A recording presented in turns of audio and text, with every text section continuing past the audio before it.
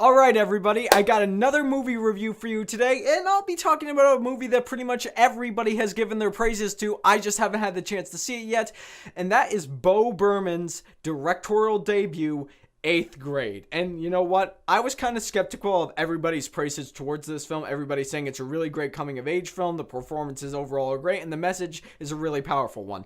I doubted them. I don't anymore.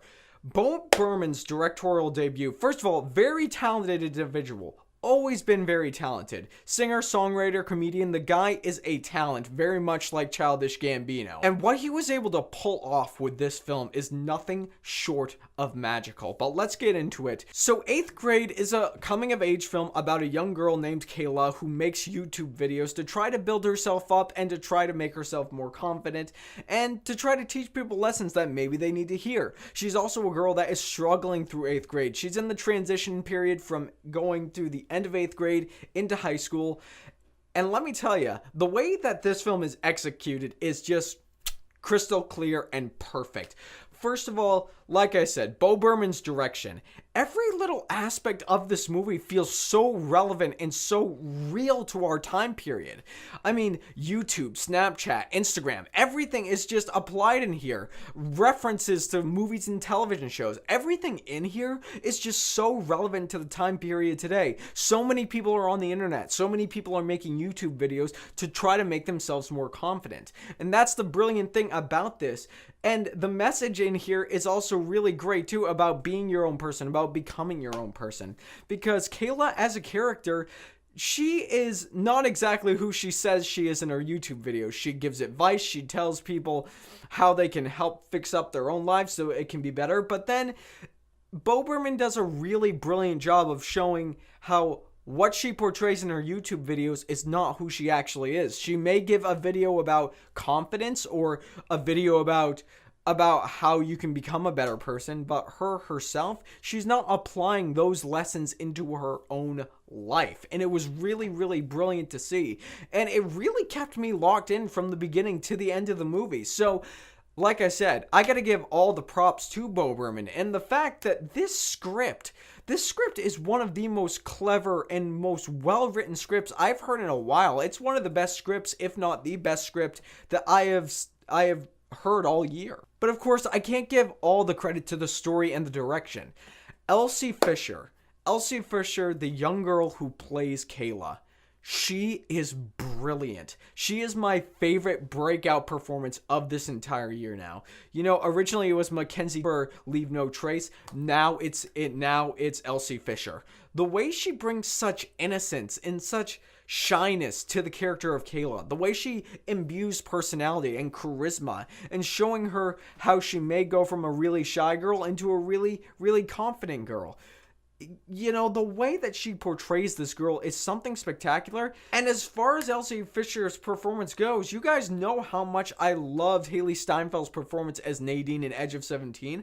This performance might very well top it. And the interesting thing is, we all know how horrible middle school is. So when Kayla has these unbelievably awful situations thrown into her lap, it's really, really awkward and also provides for some of the funniest parts of the entire movie. So once again, congratulations to Buhrman. And the score, I gotta admit, the soundtrack and score and sound mixing in here is really great because the score isn't just regular music. There are certain points where sound effects will ramp up and you have to listen closely, but you realize if a scene goes black or if a scene ends, those noise effects, those came directly off of a phone. And if I have any problems with 8th grade, it's that it falls under some of the same old tired cliches that this coming-of-age genre has to offer.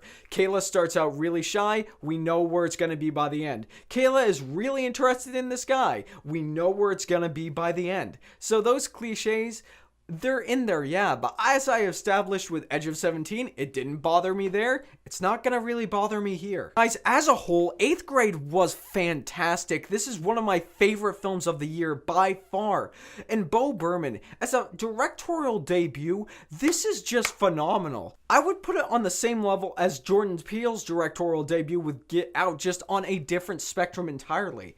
Buhrman, I don't know if you're listening, man, but if you are, congratulations. The fact fact that you made such a great film at only 27 years old just goes to show what you can do if you put your mind, your heart, and your soul into it. Congratulations to the entire team behind this film. You guys are all phenomenal. And you know what?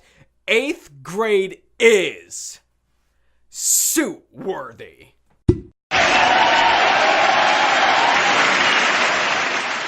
Alright guys, before we wrap up, I just gotta give a big thank you once again to everybody who decided to show up and look at this and hear this content. I know this review's up later than it should be. I really apologize about that.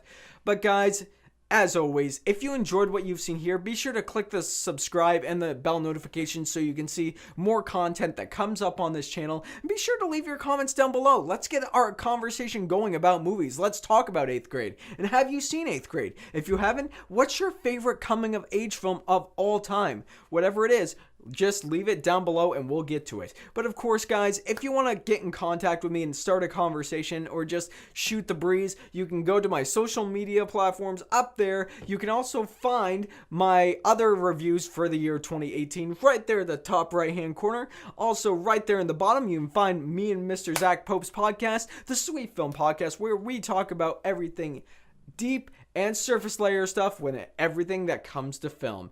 And guys, just remember, you all are amazing, and if you like what you've seen here, be sure to become part of the fray of nerds who love cinema.